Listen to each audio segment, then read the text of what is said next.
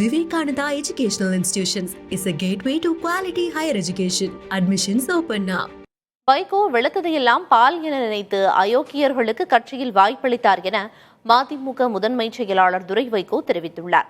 திருவாரூரில் படத்திறப்பு விழா ஒன்றில் பங்கேற்ற அவர் மேடையில் இவ்வாறு பேசினார்.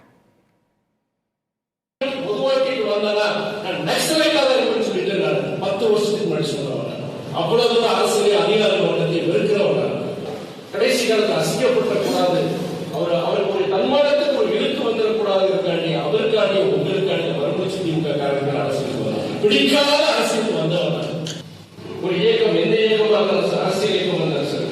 இன்னொன்று சொல்றேன், எங்க ஐயா நல்லவர், ஆனால் விழுந்ததெல்லாம் பால் நினைச்சவர். வைக்க வேண்டிய இடத்துல வைக்கலாம். அயோக்கியர்களுக்கு வாய்ப்பு கொடுத்தார். சமூக நீதியை சீர்குலைக்கும் வகையில் மதிமுகவில் சிலரின் நடவடிக்கைகள் இருப்பதாக அக்கட்சியின் துணை பொதுச் செயலாளர் மல்லை சத்யா தெரிவித்துள்ளார். மல்லை சத்யாவுக்கு துணை பொதுச் செயலாளர் பதவி வழங்கப்பட்டுள்ளதை ஆதரித்தும் எதிர்த்தும் மதிமுகவினர் கருத்து தெரிவித்து வரும் நிலையில் தன் முகநூலில் இவ்வாறு அவர் கருத்து பதிவிட்டுள்ளார்.